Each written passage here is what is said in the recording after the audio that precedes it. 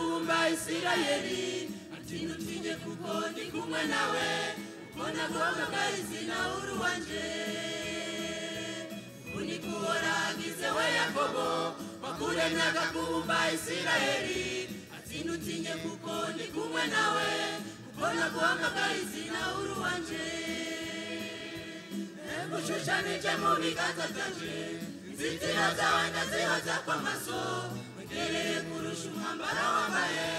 uri mu kuboko kwanje nawe umushigura ngushushanije mu biganza byanje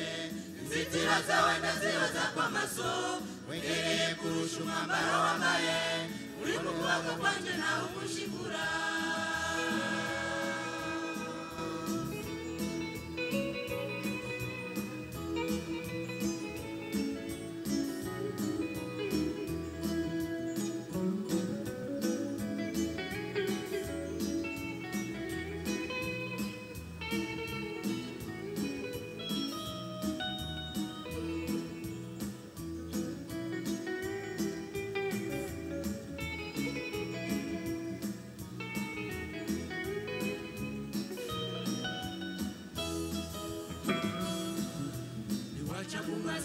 ndi kumwe nawe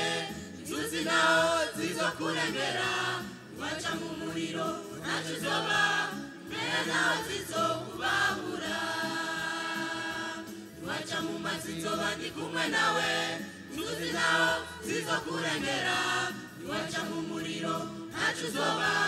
mbere nawe zizokubabura ngushushanije mu biganza byanje inzitiro zawe ndazihoza kw'amaso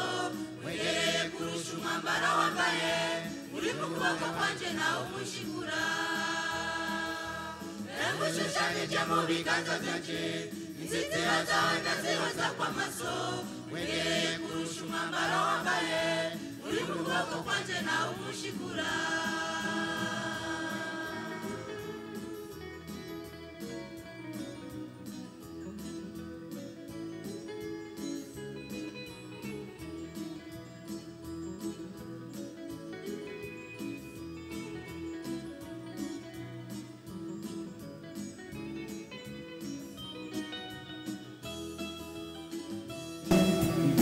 Jewe nuhoraho Imana yawe